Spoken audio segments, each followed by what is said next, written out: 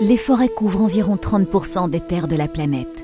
Elles jouent un rôle essentiel dans le cycle de l'eau et abritent la majorité de la biodiversité mondiale. Plus d'une personne sur 6 dans le monde dépend directement des forêts pour sa subsistance. Les peuples indigènes et les communautés locales qui vivent dans les forêts sont ceux qui ont fait le plus pour les protéger.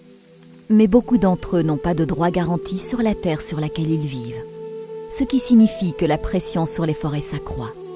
Les forêts sont détruites à un rythme alarmant. Les pays industrialisés ont déjà détruit la majorité de leurs forêts et la pression d'une consommation mondiale croissante entraîne maintenant la déforestation au sud.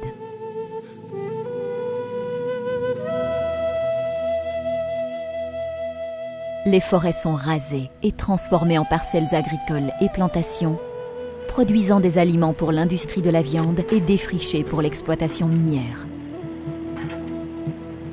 Cette destruction entraîne le déplacement des personnes dépendantes de la forêt, ce qui conduit bien souvent à la perte de leurs moyens de subsistance et à des violations des droits humains. La déforestation est aussi l'une des principales causes des changements climatiques. Bien que la majorité des émissions de CO2 viennent de la combustion d'énergie fossile, la coupe des arbres contribue également à l'accumulation de CO2 dans l'atmosphère. Quand les forêts sont brûlées ou abattues, le carbone qu'elles stockaient est relâché dans l'atmosphère.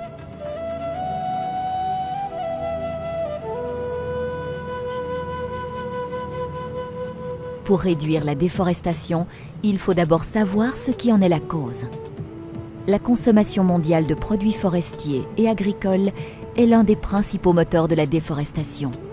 70% des terres précédemment boisées de l'Amazonie sont maintenant occupées par des élevages bovins. La papeterie, les aliments transformés et bien d'autres objets vendus dans les rues commerçantes et supermarchés sont responsables directement ou indirectement de la déforestation. Et cela crée une pression sur les terres au sud qui intensifie la déforestation.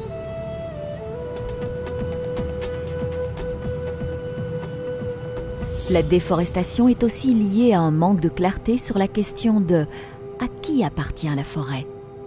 Une faible gouvernance conduit à de mauvaises politiques d'utilisation des terres, souvent alimentées par une forte corruption. Comment pouvons-nous arrêter ça ? Pour s'attaquer à la déforestation, vous devez vous attaquer aux causes de la déforestation. Mais les Nations Unies et la Banque mondiale ont d'autres choses en tête. Suite aux inquiétudes sur l'impact de la déforestation sur les changements climatiques, les Nations Unies et la Banque mondiale ont commencé à pousser REDD une solution pour réduire les émissions liées à la déforestation et la dégradation des forêts.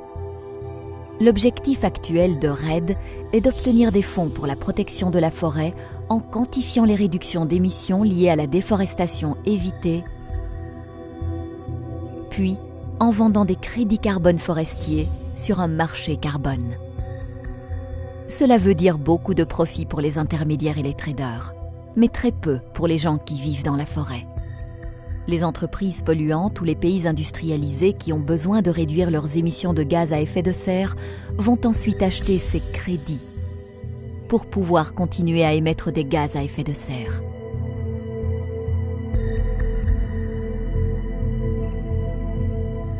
Pour voir si leur plan pour réduire la déforestation avec REDD peut fonctionner, nous devrions commencer par regarder comment il aborde les causes de la déforestation.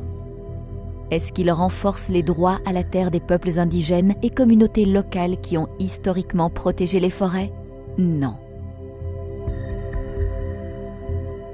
Alors que REDD pourrait théoriquement faire ça en pratique, en augmentant la valeur des forêts, les promesses des fonds de REDD signifient que les forêts sont bien plus menacées par une appropriation des terres forestières par le gouvernement, éliminant toute chance pour les communautés de voir leurs droits à la terre reconnus. Toute solution à la déforestation qui ne respecte pas les droits des populations locales est non seulement injuste, mais aussi profondément inefficace. Réduire la déforestation exigera que les consommations non soutenables de viande, carburant, aliments et fibres soient réduites. Cela doit être une initiative du Nord et une priorité dans les politiques gouvernementales. Il n'y a pas de raccourci et cela ne peut pas être réglé par quelqu'un d'autre, ailleurs. Le meilleur moyen de sauver les forêts est de respecter le droit des peuples forestiers à posséder collectivement la terre. Alors, plutôt que d'essayer de résoudre le problème en se concentrant sur le comptage du carbone pour le vendre, les solutions doivent être axées sur l'élimination de la pression sur les forêts. REDD ne fait pas ça et risque donc de créer plus de problèmes qu'il n'en résout.